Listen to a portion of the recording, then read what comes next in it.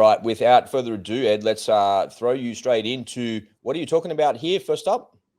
I'm talking about de-dollarization. Actually, de-dollarization and how it relates to inflation. So I should have titled de-dollarization and inflation, but it gets kind of wordy. So de-dollarization, the word of the day. There you go. Over to you, mate. All right. So there are some things going on in the world right now that everyone needs to be aware of that most people are still not aware of. And one of the most important things is a phenomenon going on right now called de-dollarization. And it's kind of a buzzword right now on YouTube. If you do a YouTube search, it's just now starting to become a popular topic. But I've been talking about it for over a year. Now, what I mean by de-dollarization is you have to remember that the U.S. dollar excuse me, the U.S. dollar has enjoyed the world reserve currency status for almost a decade. And we've been taking advantage of what's called the petrodollar for almost 50 years, since 1971. And that's given America a lot of power over that time. America has largely grown in its power and its prestige through the use of the U.S. dollar. And so the U.S. dollar has been vital to the strength and the prestige of America for decades, many decades. Well, now there are many countries right now that are starting to turn away from the U.S. dollar as a world reserve currency, and they're starting to do their international trade outside of the U.S. dollar. I'm going to show you a few clips here, and then I'm going to tie it all together for you at the end of the clip. Inflation in the United States has hit 4-decade high. Lower-income households face the worst of the crisis. In May, inflation hit 8.6%, the highest in 40 years. Venezuela are now worth next to nothing due to the sky-high levels of inflation. Venezuela, of course, a country where prices double every few weeks. 1923 was disastrous for Germany. In that year, the great German inflation reached its peak. To meet this crisis and pay the strikers in the Ruhr, the government simply printed more money. Millions, whatever figure was printed on the notes, really meant nothing. The German mark was worthless. If the same amount of goods existed in the economy, but there was twice as much money, then we would think that the price of everything would double. The infusion of cash into the financial system has renewed concerns that inflation could surge. Simply flooded the system with money. Yes, we did. The dollar is facing a revolt. The world knows it as the king of currencies, but the dominance of the dollar is now under threat. More and more countries are looking for alternatives, and China's yuan is emerging as a clear challenger. Beijing is pursuing a string of deals. The latest one is with Brazil. Brazil and China are ditching the dollar. From now on, they'll use their own currencies for trade. And why are these trends significant? Because currencies drive commerce. The dollar's dominance gives the US an outsized influence on the global economy, and a shift away from the dollar will only hurt America. The Saudis are leaning towards Russia and China. On oil production, Saudi Arabia sided with Russia rather than America.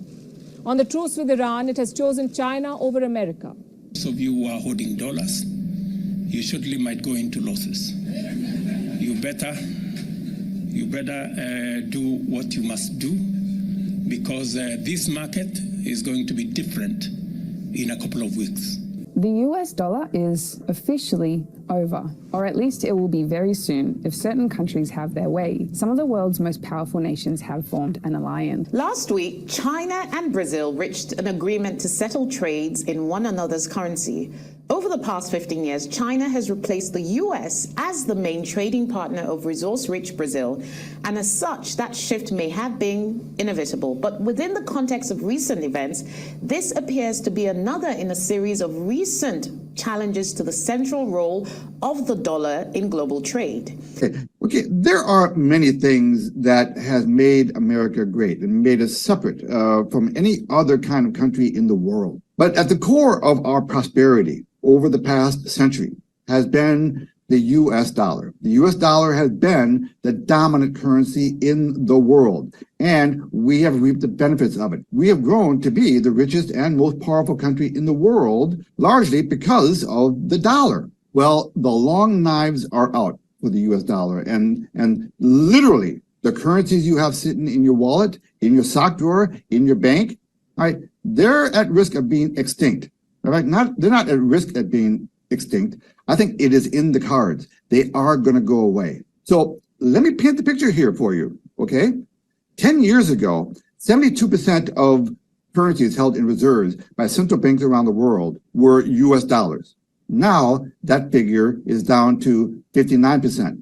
Okay, we're still the world's reserve currency, but not by much. Now, a lot of people will tell you this is through incompetence by our leaders, and others will tell you that this is by design. Okay, well, whether it is by design or whether it is through incompetence, it is happening. Now, it is a fact that the U.S. has used the U.S. dollar as a weapon, as a tool, as a way to punish our enemies and to make people do what we wanted them to do. But now the resentment by the world's countries are surfacing, and they're starting to push back, largely in the form of this BRICS alliance. Now, BRICS is an acronym for Brazil, Russia, India, China, and South Africa. But there's a lot more than just those countries. There's really BRICS plus. And what they're doing is they're getting together to form an alternative to the US dollar.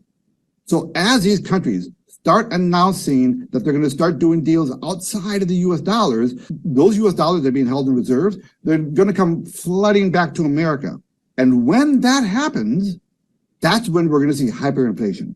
Hyperinflation is coming. What would you do if in a very short period of time, your cost of living doubles, but at the same time, your income does not double? It actually goes down. What would your life look like? Look, we could, in theory, end up being a third world country if things keep going the way they're going. It's not that difficult. Just destroy the currency. As a matter of fact, there's a famous quote by Vladimir Lenin: the best way to destroy the capitalist system is to debauch the currency. Well, that is exactly what we have been doing. We've been printing money at an unbelievable exponential rate over the past few years, and that is unsustainable. That is destroying the value of our dollars. It is being done by our politicians and by our Federal Reserve. It is being done to our dollar. Your US dollar, anything you have denominated in US dollars, is going to be going down in value. Now, if the US dollar were to go the way of the Weimar Republic and become basically worthless, that's it. That's the end of civilization in America. Forget being a world power. We're going to have a hard time just keeping our population fed with roofs over their heads. Okay, there are some stark images here that I want to show you that kind of illustrate what I'm talking about how foreign countries are getting together to do business outside of the US dollar. Look at this image. Now, this is the video of the king of Saudi Arabia and Vladimir Putin. Look how happy they are. Look at those smiles. That's not a good thing.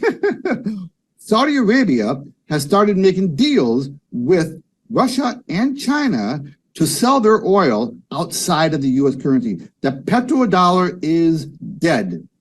And the petrodollar had been largely the source of our wealth over the past 50 years plus. Now, what drove Saudi Arabia to start making deals outside of the USA? It's things like this. This is a clip from Joe Biden when he was running for president, talking about how he's going to punish Saudi Arabia. And I would make it very clear, we were not going to, in fact, sell more weapons to them. We were going to, in fact, make them pay the price and make them, in fact, the pariah that they are. Okay, so you're the king of Saudi Arabia, and this is what you hear from the U.S. president.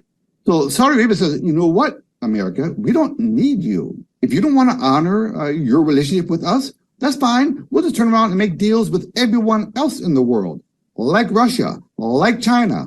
Let me superimpose those two video images, okay, showing Joe Biden talking about how much he hates Saudi Arabia, right next to the picture of the king of Saudi Arabia with Vladimir Putin. I think this kind of, in a very neat few-second clip, demonstrates exactly what is going on in the world. And I would make it very clear, we were not going to, in fact, sell more weapons to them.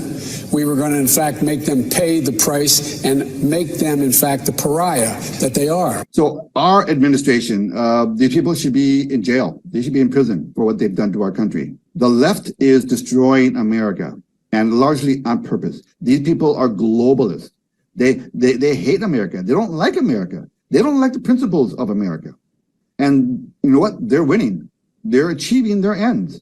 they are debasing our U.S. currency. And other countries that up to now are considered our allies are looking to join BRICS. Take a look at this headline. China settles first LNG trade in yuan in latest hit of the dollar. That's referring to France.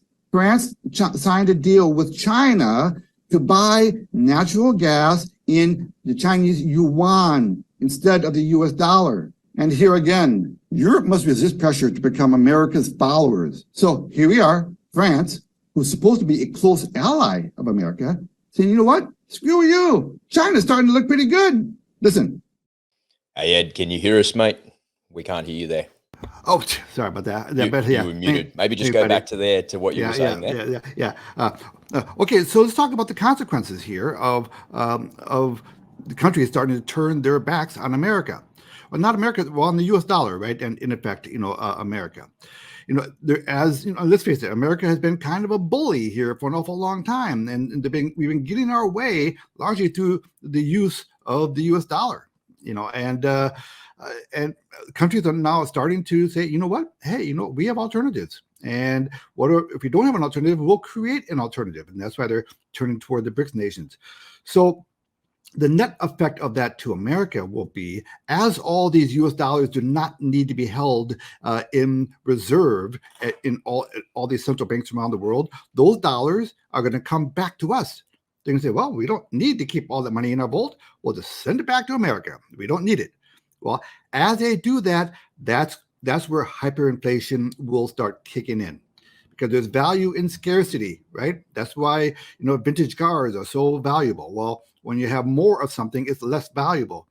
So that's why inflation, look, it's not going to get better, people. It's going to get worse. So de-dollarization, it is a real thing, and it does affect us directly. And I don't know, we're going to need some pretty clever people to put their thumb in this particular dike, because I think the cast kind of died. The momentum is starting to shift away from the U.S. dollar as a world's reserve currency.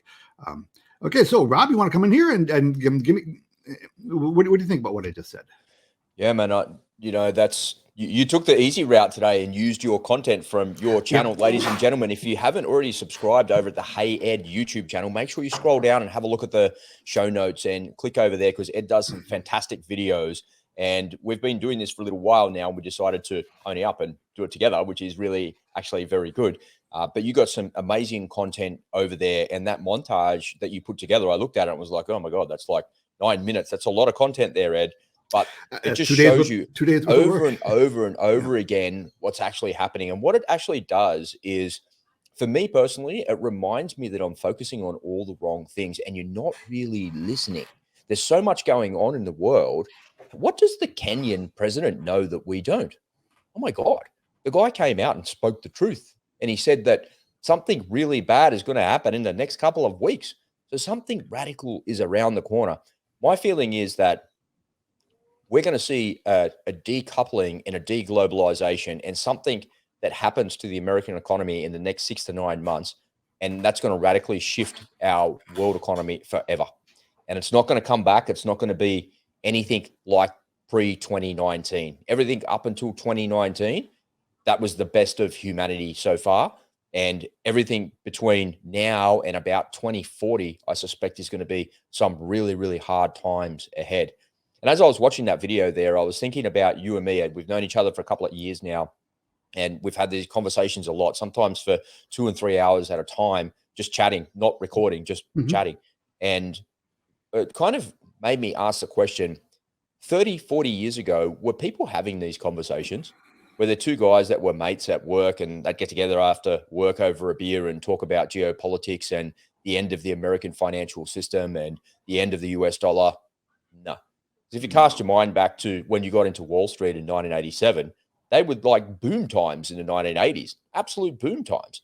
And I remember my dad, he was an investor in the stock market, and he was always reading the newspaper and, trying to pick the next stock and all those sorts of things. And I never remember my dad saying anything bad like the economy is going to end, the dollar's going to go away, we're decoupling, there's BRICS, Russia and Saudi Arabia are ponying up, and MBS and Putin are the best mates in the world. It's like really strange time in history And I think part of what you do, correct me if I'm wrong here, Ed, part of what you do is you're kind of waking people up. Like, wake up. You know, it's that Homer Simpson, he's got Bart around the neck and he's shaking him, right? And it's like, wake up. Don't you realize what's going on?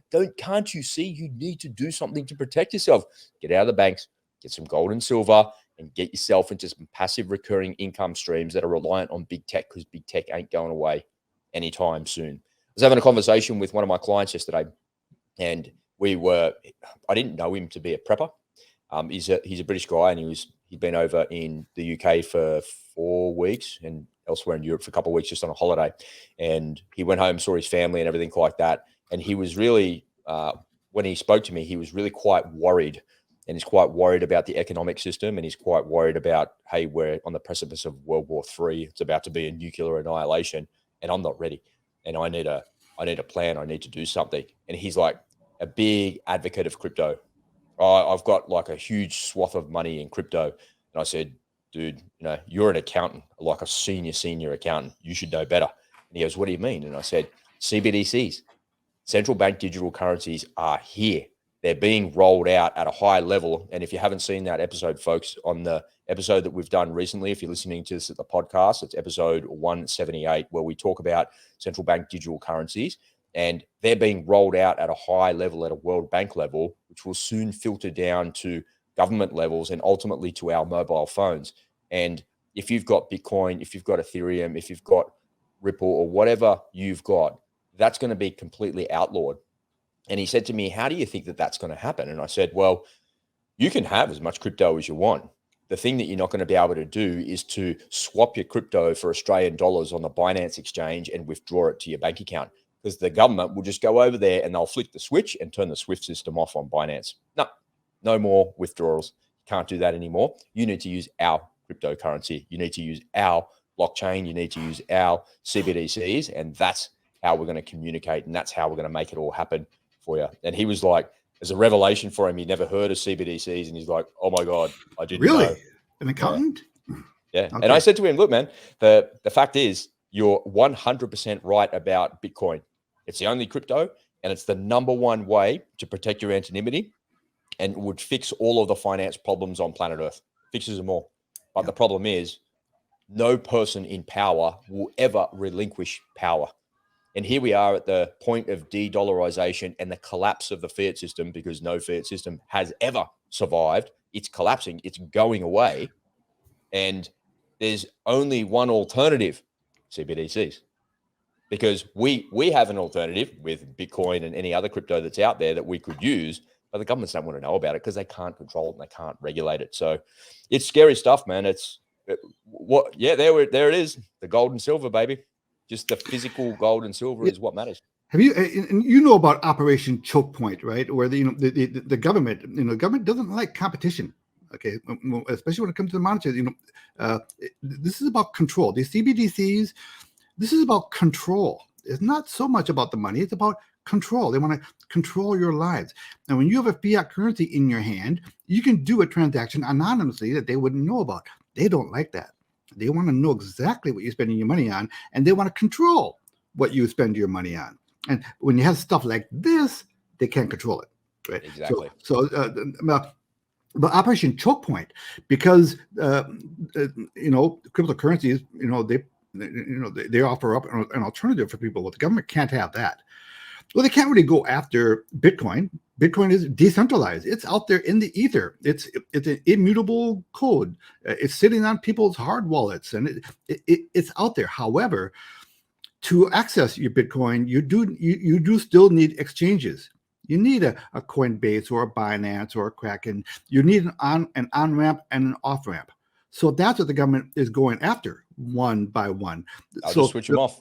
Yeah, they'll find ways to shut them down. So that is where Bitcoin has its Achilles heel, is not the product itself, but the on-ramps and off-ramps to Bitcoin. Anyway, yeah.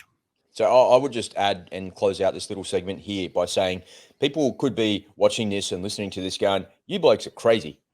As if they would ever do that. You blokes are crazy. But I want to remind the viewers and the listeners of something that happened in 1933. In fact, it's almost to the day. On the 5th of June, 1933, do you know what happened, Ed?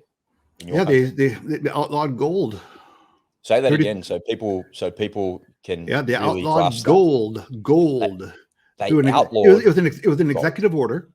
You know, Roosevelt, who a lot of people consider, you know, a hero. I think he was a villain. Yes. But yeah. History doesn't repeat itself, but history rhymes. It sounds the same. Yeah. Are they going to outlaw gold in the 21st century here, like 70 years later? No, I don't think so. It's just not possible to do that. But the reality is they could easily outlaw crypto. They could easily get rid of Bitcoin. And it's not in the way that you'd think. They don't wave a big stick. They just turn the SWIFT system off. That's how they sanction Russia. That's how they sanction every other country in the world that they don't like. And in the Western governments, and the US dollar is the centralized dollar of the world, the reserve currency of the world. They control all of the finance. All of the settlements go through New York. So we just turn off all of people's access to there. It all goes away. It's a really, really interesting time in history. All right. Good job, Ed. A little bit lazy on the front end there with your video, but I'll take it. Sorry, man. I'll take it. Yeah. I'll take it. Okay.